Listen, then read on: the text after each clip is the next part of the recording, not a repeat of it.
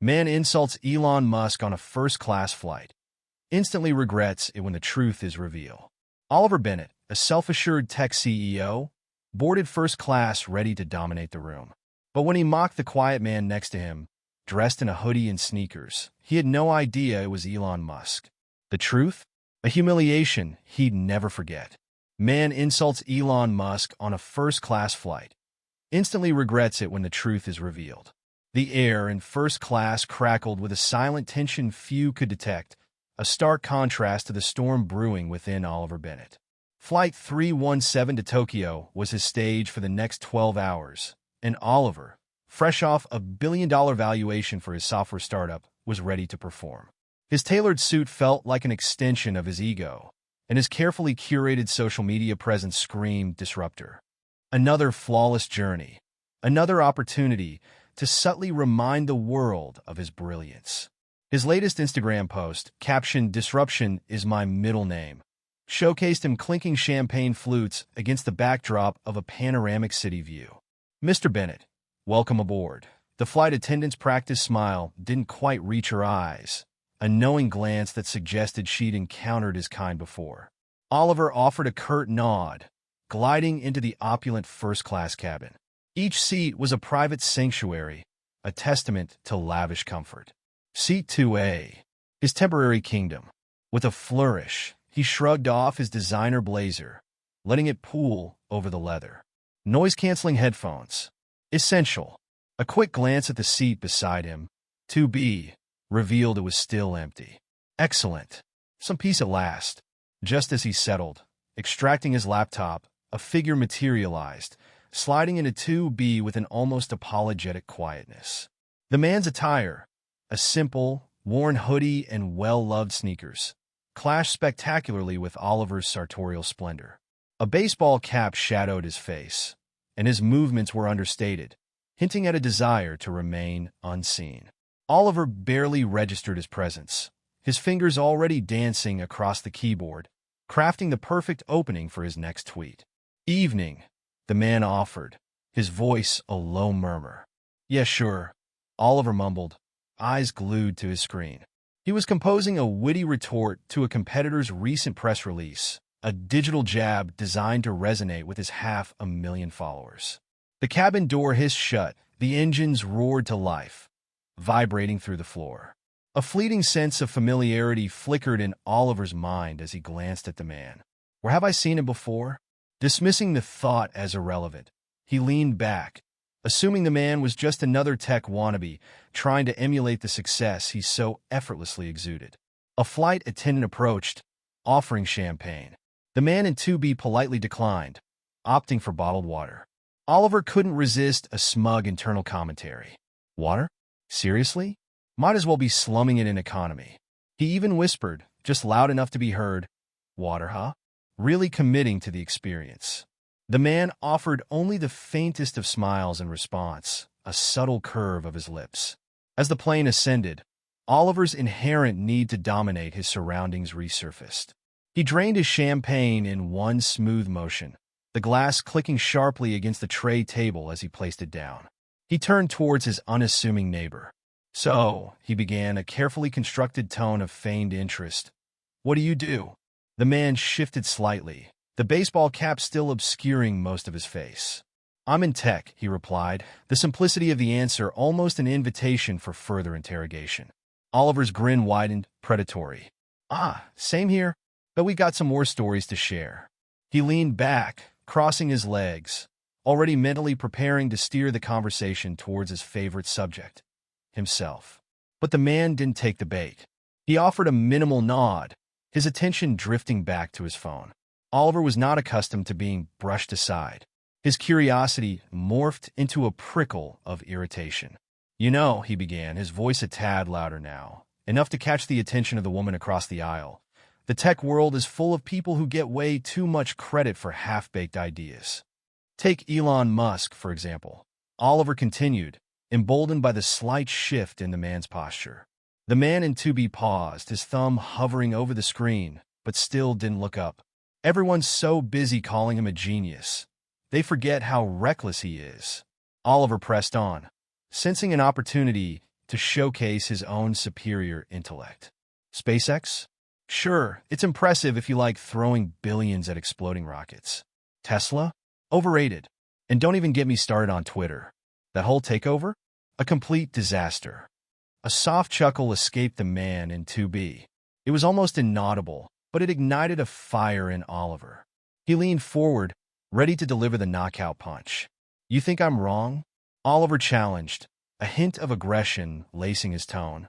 No, the man replied, his voice calm, almost amused. I think you're passionate. Oliver frowned, unsure if it was a backhanded compliment or a subtle mockery. Passionate? I call it realistic. People like Musk, they just ride the wave of hype. Nothing more. A few passengers subtly turned their heads, now openly eavesdropping. Oliver, mistaking their curiosity for admiration, puffed out his chest. The man in 2B, however, seemed utterly unfazed. Well, the man said, finally lifting his gaze, though the cap still shielded much of his face. Everyone's entitled to their opinion. Oliver rolled his eyes, dismissing the comment as naive. Yeah, but facts are facts. Musk is a walking PR stunt. People like me, real innovators, we're the ones building the future, not blowing hot air. The man offered a polite, almost knowing smile and returned to his phone. Oliver leaned back, a smug grin plastered across his face. Another clueless wannabe. Little did he know, the quiet demeanor of his seatmate wasn't ignorance. It was masterful restraint. The gentle hum of the engines filled the cabin as the other first-class passengers settled into their comfortable routines, lost in movies, books, or the clinking of cocktail glasses. But Oliver was far from relaxed. His annoyance, initially a small spark, now smoldered. The man in 2B remained an enigma, offering only the occasional, almost imperceptible smirk or a short, non-committal reply to Oliver's increasingly pointed remarks. Let me guess, Oliver said, unable to contain himself any longer. You're one of those startup guys? Something in crypto or AI, right? Everyone's jumping on those bandwagons these days. The man looked up briefly, his expression unreadable. Not exactly. The ambiguity only fueled Oliver's growing irritation. He thrived on being the center of attention, and 2B's quiet indifference was a direct affront to his inflated ego. What's your take on Musk, then? Oliver pressed, his voice sharper now. I mean, if you're in tech, you must have an opinion. The man hesitated for a moment, then shrugged. He's done some interesting things. Interesting things? Oliver repeated, a forced laugh escaping his lips. That's the understatement of the century.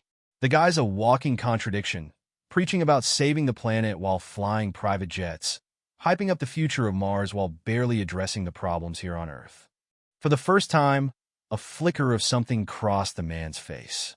Amusement, perhaps, or a hint of mild irritation, but it vanished as quickly as it appeared. Maybe he's just doing what he thinks is best, the man replied simply, his tone perfectly neutral. Ah, what he thinks is best, Oliver scoffed, spoken like someone who's never actually dealt with real-world consequences. It's all theory until you're the one footing the bill. The flight attendant arrived with their dinner orders, momentarily interrupting the rising tension. The man in 2B ordered a simple vegetarian meal. Oliver, naturally, opted for the steak medium rare. As the elegantly plated dishes were presented, Oliver observed the man eating with an almost meditative calm, as if time held no sway over him. Must be nice, Oliver muttered under his breath, unable to resist a petty jab, not having a care in the world. The man glanced up, his eyes meeting Oliver's briefly, but said nothing, returning his attention to his food. As the hours drifted by, Oliver's curiosity about his enigmatic seatmate intensified. There was an undeniable quiet confidence about him, an understated presence that Oliver couldn't quite decipher. He seemed impervious to Oliver's loud critiques, unbothered by his obvious attempts to provoke an argument. And then there were the whispers. The flight attendants, as they passed, seemed to glance at 2B with a mixture of curiosity and respect. One even addressed him with a soft, "Let me know if you need anything, sir." Oliver noticed this, his brow furrowing. Who I asked this guy? He leaned forward, feigning an adjustment to his seat, trying to get a clearer look. The baseball cap still obscured much of the man's face, but something about his jawline, the way he held himself, sparked a nagging familiarity in Oliver's memory. As the cabin lights dimmed, casting a soft glow over the sleeping passengers, Oliver decided to let it go. Just some eccentric rich guy, he thought dismissively. Nothing more. He slipped on his headphones, reclined his seat, and missed the subtle, almost imperceptible glance his seatmate cast his way, a look that hinted at layers Oliver couldn't even begin to imagine. The hours continued to tick by, the cabin a sanctuary of hushed breaths and the occasional rustle of blankets. Oliver, several drinks into his flight-induced relaxation, felt a surge of renewed boldness. He leaned back, his gaze sweeping across the dimly lit cabin, searching for a new source of amusement. His eyes settled, once again, on the man in 2B. "All right," Oliver announced, shattering the comfortable silence. "I give up. You gotta tell me, what's your deal? You've been sitting there all calm and mysterious. Let me guess, you're some venture capitalist? Or an eccentric trust fund kid?" The man chuckled softly, his eyes remaining fixed on the pages of a book he had just opened. "Close," he replied, offering no further explanation. "Come on," Oliver pressed, a hint of challenge in his voice. "You can't just sit here like some enigma and not spill a little." The man finally looked up, his gaze meeting Oliver's directly for the very first time. His eyes were sharp, intelligent, and undeniably familiar. A jolt went through Oliver, a sense of recognition teasing the edge of his memory. But before he could fully grasp it, a flight attendant approached their row, her demeanor radiating an almost formal respect. "Excuse me, Mr. Musk," she said, her voice hushed but clear. "The captain wanted me to let you know that your connection in Tokyo is confirmed, and they'll be ready for you upon landing." Oliver froze. The words hung in the air, refusing to compute. "Mr. Musk?" The man in 2B offered the flight attendant a polite nod. "Thank you," he said, his tone warm and understated. The pieces slammed into place with the force of a physical blow. The hoodie, the unassuming demeanor, the quiet confidence, it wasn't just anyone sitting next to him. It was Elon Musk. Oliver's mouth went suddenly dry. His heart hammered against his ribs as the past few hours replayed in his mind like a grotesque comedy. Every insult, every dismissive comment, every mocking jab, all directed at the very man he had considered a distant, untouchable figure.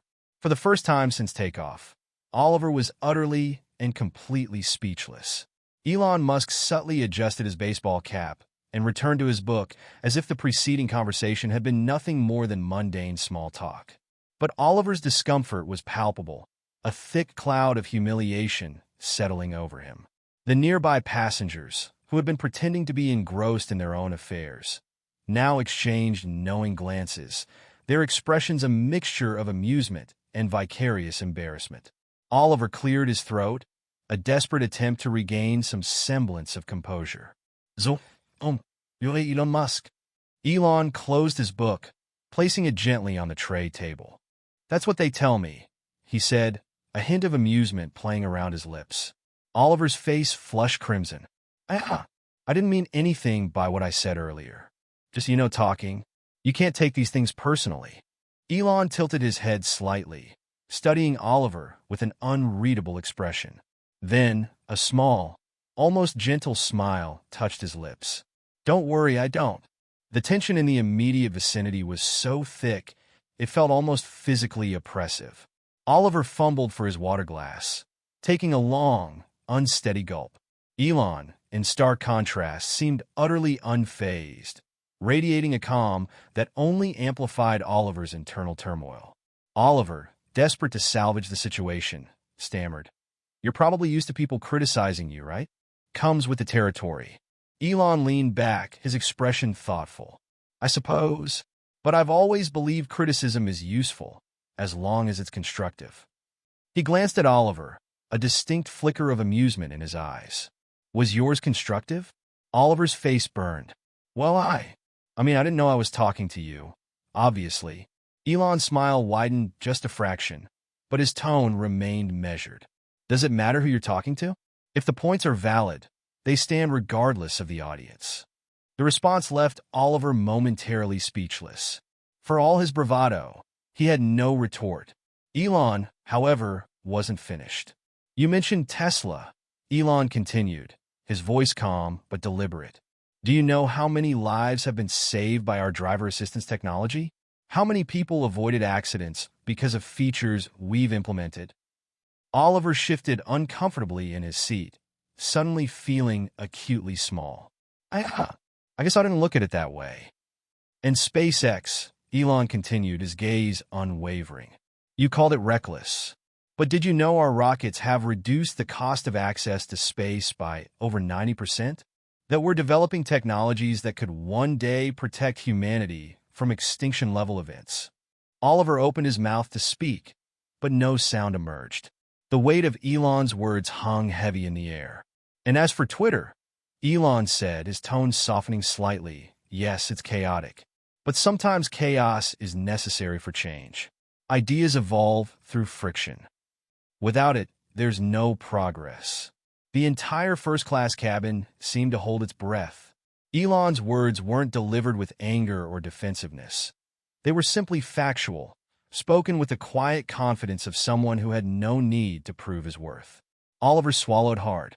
"Look, I didn't mean to. I didn't think you'd be here." Elon leaned forward slightly, his expression gentle but firm.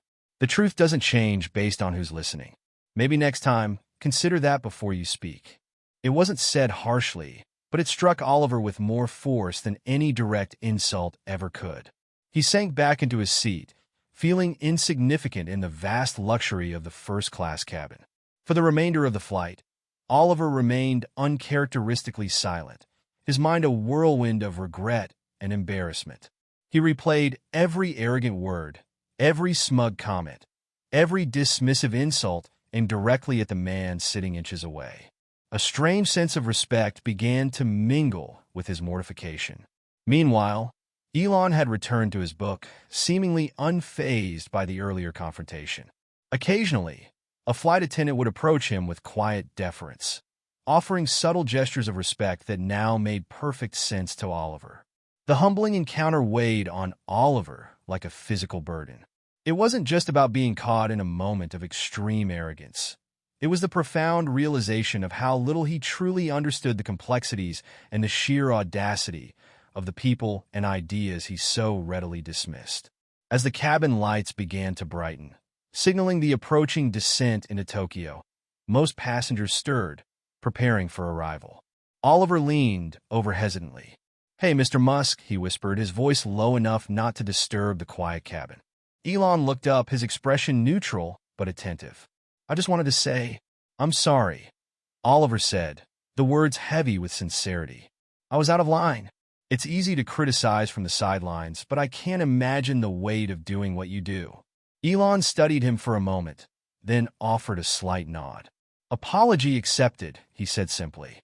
"It's not easy, but that's the nature of progress. You're always going to face resistance, especially from people who don't see the full picture. The key is to keep moving forward." Oliver nodded, his throat tight. For once, he had no clever rejoinder. As the plane began its final approach to Tokyo, the cabin buzzed with renewed activity. Oliver stared out the window, watching the glittering cityscape grow larger as they descended. He thought about all the times he had dismissed people like Elon Musk, the visionaries, the risk-takers, the ones who dared to tackle problems most deemed impossible. In his relentless pursuit of appearing intelligent, he had completely overlooked the courage and resilience required to face constant scrutiny while striving to create something truly meaningful. As they disembarked, Elon turned to Oliver one last time. "Good luck with your work," he said, a small, genuine smile gracing his lips. "I hope it's something that makes a difference."